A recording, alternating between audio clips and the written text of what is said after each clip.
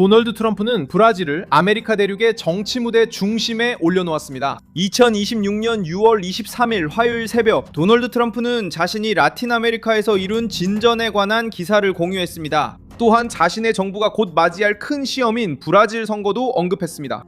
그 글은 브라질 선거 시스템의 무결성에 대해 언급하며 이번 선거가 모든 진영에 의해 자유롭고 공정하게 여겨질 수 있을지 의문을 제기합니다. 이 게시물은 단독으로 등장한 것이 아닙니다. 이 글은 좌파가 이 지역에서 입지를 잃고 있는 시점에 등장했습니다. 트럼프가 USAID를 삭감하고 해외 자금 지원 기구를 동결하며 수년간 우파가 이념적 연료로 여겨온 구조를 해체한 이후입니다. 미국 국경 밖에서 그 후 상황이 심각해졌습니다. 에콰도르 우파가 승리했고 아르헨티나에선 밀레이가 부상했으며 볼리비아는 좌파가 권력을 잃고 카스트가 좌파를 이겼습니다. 온두라스에서는 좌파가 승리하지 못했고 콜롬비아도 우파로 돌아섰습니다. 이제 시선은 브라질로 향합니다. 룰라는 트럼프가 이 문제를 언급할 자격이 없다고 주장하는 반면 플라비우 보소나로는 워싱턴에서 브라질에 대한 관세에 반대하는 발언을 준비 중입니다.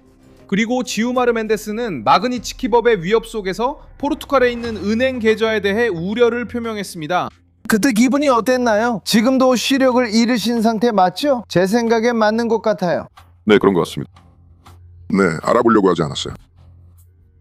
하지만 매그니츠키 제재가 올 거다, 미국이 거세게 압박할 거다라고 말했을 때 기분이 어땠나요? 알아요. 저는 무엇을 해야 할지 스스로 물었어요. 분명히 저는 미국에는 계좌가 없지만 포르투갈에는 개인 계좌가 있어요.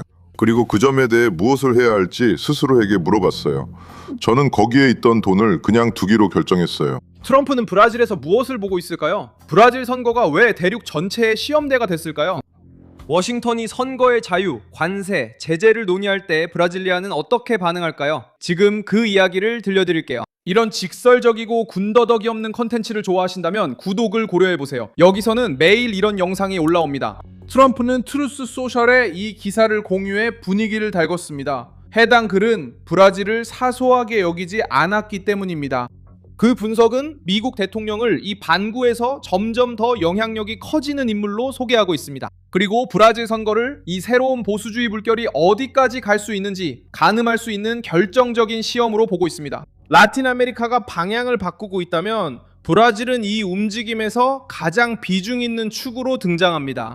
트럼프가 인용한 기사에서는 7년 동안 라틴 아메리카에서 8번의 승리가 있었다고 언급하며 좌파 정부에서 중도 우파나 보수적 의제를 따르는 지도부로 교체된 국가들을 지적하고 있습니다. 이 메시지는 누라 정부를 직접 겨냥합니다. 브라질을 안락한 지대에서 끌어내고 이제 노동자당과 야당의 내부 경쟁만이 아닙니다. 브라질 선거는 이제 외부에서 좌파에 대한 지역적 반전의 일부로 주목받고 있습니다. 바로 여기서 USAID가 등장합니다. 트럼프가 해당 기관의 예산을 삭감하고 대외 원조 프로그램을 축소한 이후 좌파는 보수파들에게 항상 비판받아왔던 상징적이고 실질적인 지원 기반을 잃게 되었습니다. 이 예산 삭감은 진보적 단체, 담론 압력, 그리고 내러티브를 지원하던 국제적 생태계의 일부를 말라버리게 했습니다. 그 이후로 대륙에서 룰라 진영에게 선거전이 힘들어졌습니다. 에콰도르에서는 다니엘 노보아가 코레아주의와 연관된 후보를 물리쳤습니다. 아르헨티나에서 하비에르 밀레이가 입법 선거 승리로 자유주의 의제를 계속 추진할 힘을 얻었습니다. 볼리비아에서는 로드리고 파소스가 집권하며 머마에스의 거의 20년에 걸친 지배를 끝냈습니다. Duas décadas de domínio do MAS. 칠레에서는 호세 안토니오 카스트가 보안, 이민, 그리고 보리치 정부의 피로감이 두드러진 선거에서 좌파를 이겼습니다. 온두라스에서는 트럼프의 지지를 받은 나스리 아스프라가 치열한 접전 끝에 승자로 선언되었습니다. 콜롬비아에서는 아벨라르도 데라 에스프리엘라가 구스타보 페트로와 연관된 진영을 이기고 또 한 번의 우파 전환을 굳혔습니다. 이 일련의 패배들은 브라질이 2026년의 주요 정치적 표적이 되었음을 보여주는 것인가요? 룰라는 브라질이 무너지면 좌파가, 즉 여러 나라에서 좌파가 더 이상 변화와 관련이 없는 다수의 능력을 잃게 된다는 것을 알고 있습니다. 좌파의 능력, 좌파. 이것은 정치적 지진이 될 것입니다. 라틴 아메리카에서 가장 중요한 나라인 브라질이 이 변화의 최종 시험대로 변하고 있습니다. 룰라의 반응은 그가 불편함을 느끼고 있음을 보여줍니다. G7 정상회의 중에 룰라는 트럼프가 브라질 선거에 개입하지 말아야 한다고 말했지만 동시에 미국 대통령이 정치적 선호를 가질 권리가 있다는 것도 인정했습니다. 룰라의 발언은 한계를 두려했으나 결국 트럼프가 이미 논쟁에 참여했음을 확인시켰습니다. 브라질은 워싱턴의 레이더에 들어왔고 이제 브라질리아에서 일어나는 모든 움직임이 국제적으로 해석되고 있습니다. 상황은 더 민감해졌습니다. 트럼프 정부가 브라질을 선거 분야에만 국한하지 않고 있기 때문입니다. 미국 무역대표부가 사용하는 301조는 브라질의 불공정하다고 여겨지는 관행에 맞서 경제적 전선을 열었습니다. 조사에서는 디지털 무역, 전자결제 서비스, 지적재산권 보호, 부패 척결, 에탄올 시장 접근, 불법 산림 벌채 등이 언급되고 있습니다. 또한 미국 기술 기업들을 상대로 한 비밀 법원 명령을 통해 계약을 삭제하도록 한 점도 언급하고 있습니다. 정치 콘텐츠와 계정 정지 내용도 포함됩니다. 브라질 제품에 대한 25% 관세 제한은 수출업자, 기업, 소비자 모두를 긴장하게 만들었습니다. 공청회는 7월 6일 워싱턴에서 열릴 예정이며 결정 기한은 2026년 7월 15일까지입니다. 룰라 정부가 주권을 내세우며 대응하려는 동안 플라비우 보우소나루는 공청회에서 발언하고 관세 부과 중단을 요청하기 위해 신청했습니다. 그는 조사에서 지적된 행위로 인해 브라질 사회를 처벌하지 않는 협상된 해결책을 옹호할 것으로 보입니다. 플라비우 보우소나루는 상원 의원이자 대선 예비 후보로서 직접 5분간 발언할 시간을 요청했습니다. 그의 사무실에서 보낸 문서에 따르면 그는 25% 관세에 반대하고 PX에 대한 어떤 조치에도 반대하며 양자 협상에 찬성할 것이라고 미리 밝혔습니다. 룰라 정부가 청문회에서 아무런 움직임을 보이지 않는 동안 플라비우는 그 자리를 차지하려 하며 미국의 브라질 전체를 처벌하는 것은 문제를 일으킨 것으로 지목된 정부만 돕는 결과가 될 것이라고 말하려 합니다. 플라비우의 주장은 브라질 국민과 룰라 정부를 분리해서 보기 때문에 영향력이 있습니다. 그는 생산자, 수출업자, 노동자, 소비자들이 브라질리아의 정치적, 사법적, 규제적 결정들 때문에 대가를 치러서는 안 된다고 보여주려 합니다. 표현의 자유를 둘러싼 비판은 더욱 무겁게 다가옵니다.